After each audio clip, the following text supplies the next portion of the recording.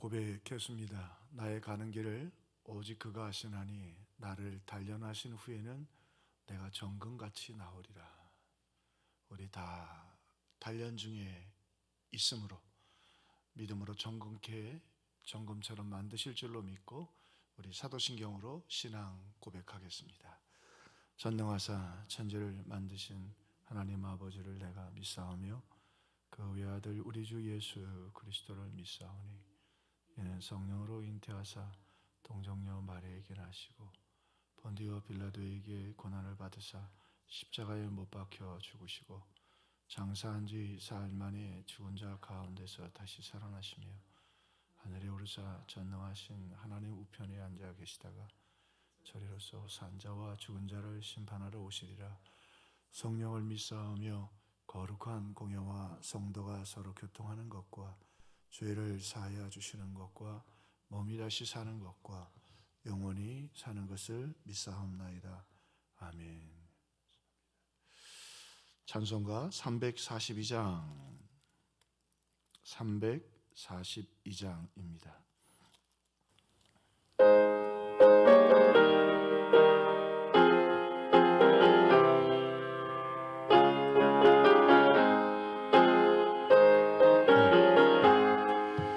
너 시험을 당해 죄 짓지 말고 너 용기를 다해 곧 물리치라.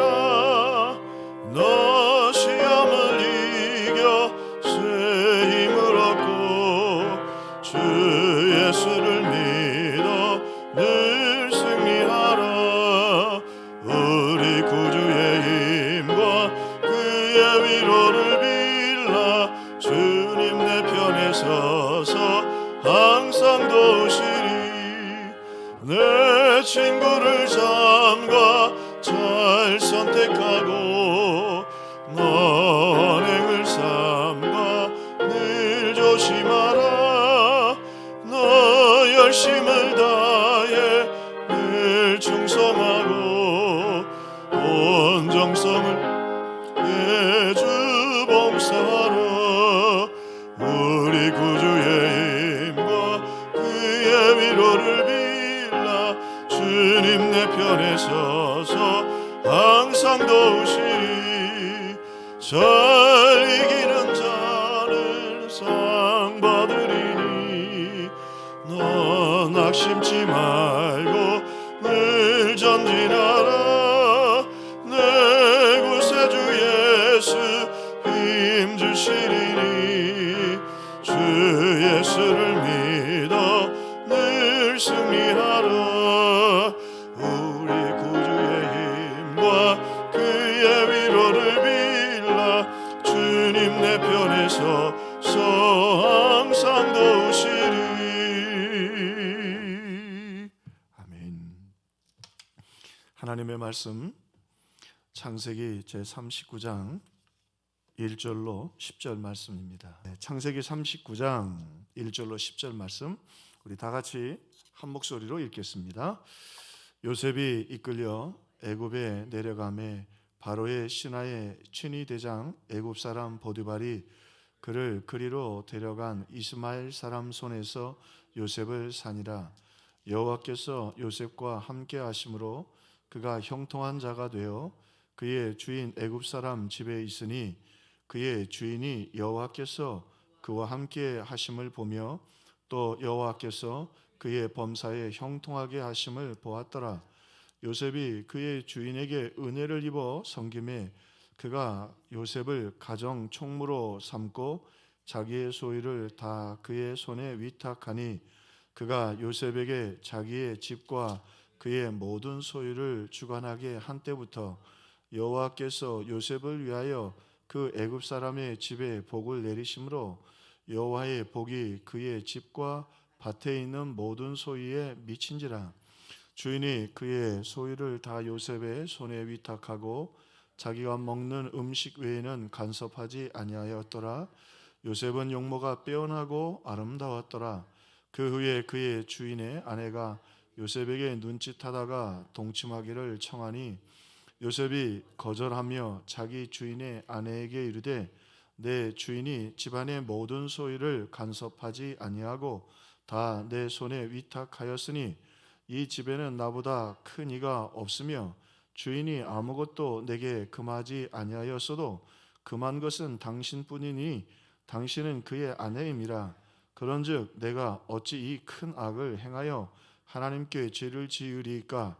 여인이 날마다 요셉에게 청하였으나 요셉이 듣지 아니하여 동침하지 아니할 뿐더러 함께 있지도 아니하니라. 아멘.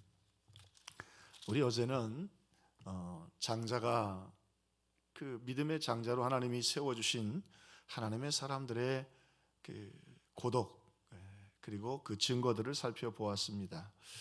오늘은 조금 더 나가서 하나님이 장자로 삼은 분들에게는 그렇게 평탄한 길만 주어지는 게 아니라 또 중요한 것은 고독하게 하셔서 하나님이 그들을 만나주시고, 그리고 한 걸음 더 나가서는요, 장자가 반드시 거쳐야 할 연단이 있다는 것을 알게 됩니다.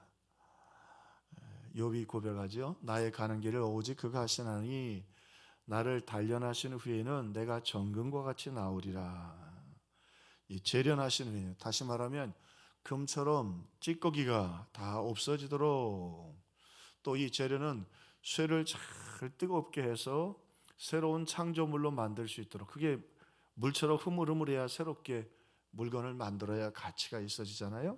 그런 두 가지 의미를 다 담고 있는데, 하나님이 의인들에게 증거를 주시고 체험을 주실 뿐만이 아니라 또 의인들에게 하나님이 이렇게 연단을 주신다.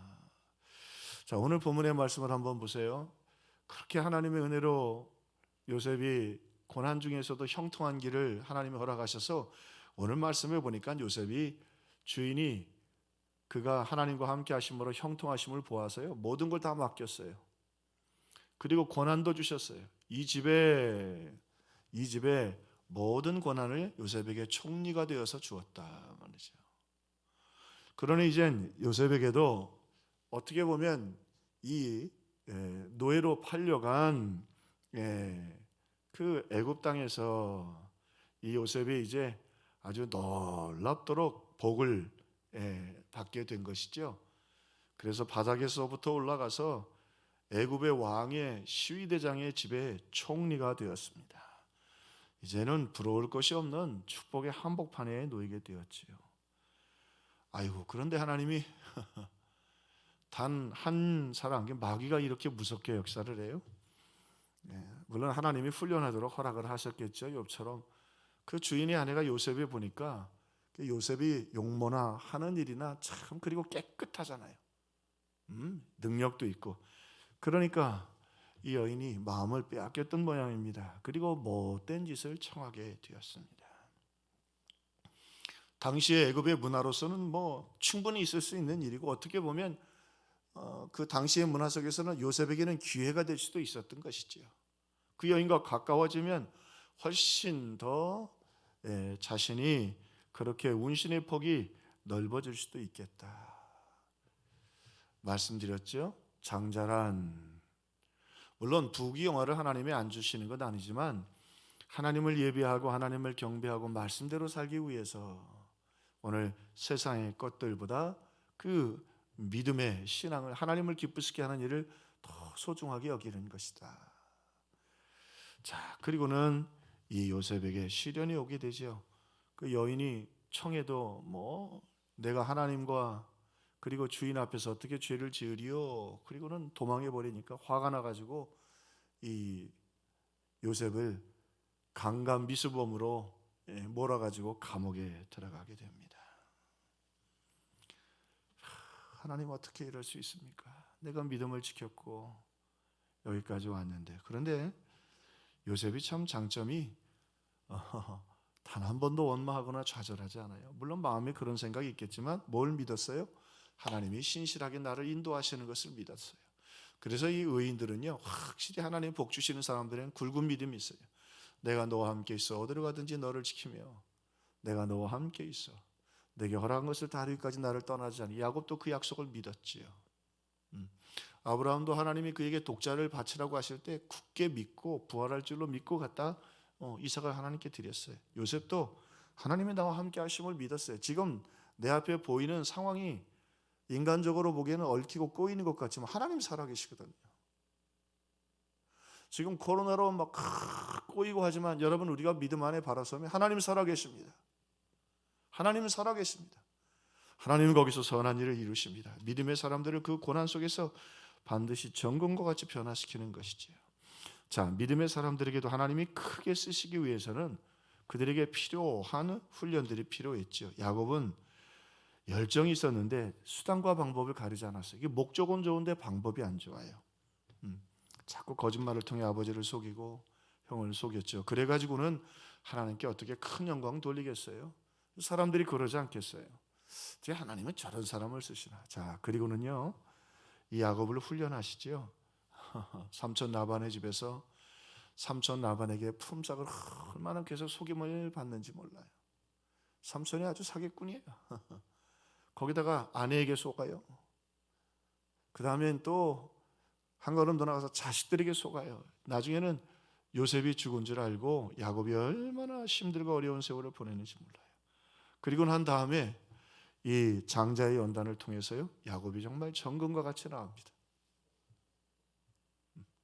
사랑하는 성도 여러분, 힘든 시간인데 이 힘든 시간을 통해서 저를 비롯한 우리 모두가 하나님의 증거, 고독의 증거를 통해서 하나님을 더 깊이 만나고 골방에서 만나고 이 연단을 통해 저와 여러분이 정금과 같이 진실하고 깨끗해지기를 주님의 이름으로 축원합니다.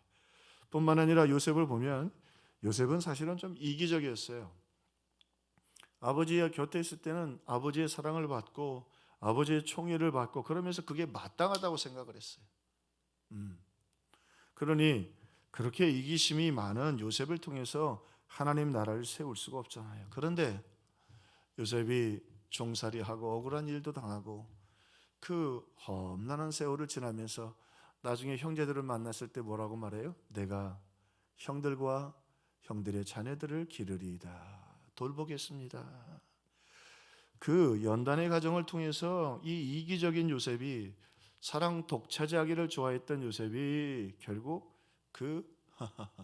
이 형제들을 다 품고 심지어는 애굽의 왕궁을 품고 그리고 애굽을 넘어서 흉년 가운데 있는 모든 사람들을 품는 믿음의 사람으로, 넉넉한 가슴의 사랑으로 품게 되지요. 결국 이후에 요셉이 알게 되는 건 형들의 단이 그에게 절을 했다는 건 그가 그렇게 높아진다는 뜻이 아니라 오늘 무엇보다 요셉이 다른 사람들을 섬기게 되어 그들에게 고마움을 받게 된다고 하는 것으로 요셉이 깨닫게 되는 것이죠. 하나님이 그렇게 요셉을 장자의 연단을 통해서 변화시켜 주셨습니다. 그러므로 한편 진정한 장자는 섬기는 사람입니다. 예수님이 장자 아니세요? 십자가에 섬겨주시고 말이죠. 우리 교회도 장자들이 많이 일어나서 이름도 없이 빛도 없이 더욱 섬길 수 있기를 주님의 이름으로 축원합니다. 베드로를 한번 보세요. 그가 장자였는데 이 베드로에게는요 좀 쓸데없는 자신감이 있었어요. 근데 이 지나친 자신감은 하나님의 일을 하는 데 있어서 좀 방해가 되지요. 문제는 뭐냐면 베드로가 병자를 고치고 그리고 앞장서서 열심히 했던 건 하나님의 은혜인데 그게 마치 자기가 남달라서 그런 것처럼 예수님 십자가 지시기 전에 말하잖아요. 다른 사람들은 다 떠나도 나는 안 떠날 것이고 다른 사람들은 다 배신해도 나는 안 보내실 겁니다. 안 배신할 것입니다. 주님이 베드로에게 말씀하시죠. 내가 너를 장차 개발하리라 그랬는데 그렇게 말씀하신 건 그만큼 베드로가 강하지 못하다는 말이거든요. 그러나 이 베드로가 장자의 연단을 통해서 실패와 눈물 흘리는 예수님을 3번 부인하는 사건을 통해서 오늘 주님 한 분만 의지하는 겸손한 기도의 사람이 됩니다. 삼손 보세요. 쓸데없는 우리가 자기 자신감에 빠지게 되지요. 결국에는 자기 믿음의 비밀 머리 잘리고 힘이 다 떠났는데도 삼손이 다시 한번 자기가 마치 뭔가 할 수 있는 것처럼 힘을 써보니까 안 돼요. 하나님이 이미 그를 떠나셨고 하나님의 능력을 거두어 가셨던 거죠. 다 하나님의 은혜요, 하나님의 주신 힘이었던 것입니다. 오늘 이렇게 하나님은 우리들에게 장자의 연단을 주십니다. 사랑하는 야곱에게 요셉에게 또 베드로에게. 그러므로 하나님 성경을 통해 말씀하십니다. 징계가 없은즉 사생자라. 하나님은 사랑하는 자들을 연단하시는데 특별히 장자들을 얼마나 훈련시키겠어요? 그래서 이 하나님이 장자들을 연단하셔서 그들을 깨끗한 사람으로, 섬기는 사람으로, 겸손하고 온유한 사람으로. 오늘 분명한 기도 제목을 가지면 좋겠어요. 참으로 하나님 깨끗해지고, 하나님 또 오늘 요셉처럼 섬기는 마음을 가지고. 참 중요한 것 있어요. 하나님은 겸손한 자에게 은혜를 베푸시고 그 은혜가 흘러가게 합니다. 오늘 그런 우리 성도들, 우리 교회가 되기를 주님의 이름으로 축원합니다. 우리 찬송 아까 불렀는데요. 한 번 더 우리 342장 3절, 우리 시험 가운데 있지만 이렇게 이 연단을 잘 이길 수 있도록 도와주십시오. 3절 부르고 우리 같이 기도하겠습니다. 잘 이기는 자는 상 받으리니 너 낙심치 말고 늘 전진하라. 내 구세주 예수 힘 주시리니 주 예수를 믿어 늘 승리하라. 우리 구주의 힘과 그의 위로를 빌라. 주님 내 편에 서서 항상 도우시리. 우리 구주의 힘과 그의 위로를 빌라. 주님 내 편에 서서 항상 도우시리. 야곱처럼 속고 있지만, 요셉처럼 억울하지만, 베드로처럼 넘어져 있지만 주님 우리 편에 계십니다. 우리와 함께 계십니다. 주님, 이를 통해서 우리가 정금과 같이 하나님의 사람으로 참으로 깨끗하고 섬기는 사람으로, 무엇보다 겸손한 하나님의 사람으로 하나님 우리들을 연단시켜 주옵소서. 기도하겠습니다. 아버지 하나님 감사합니다.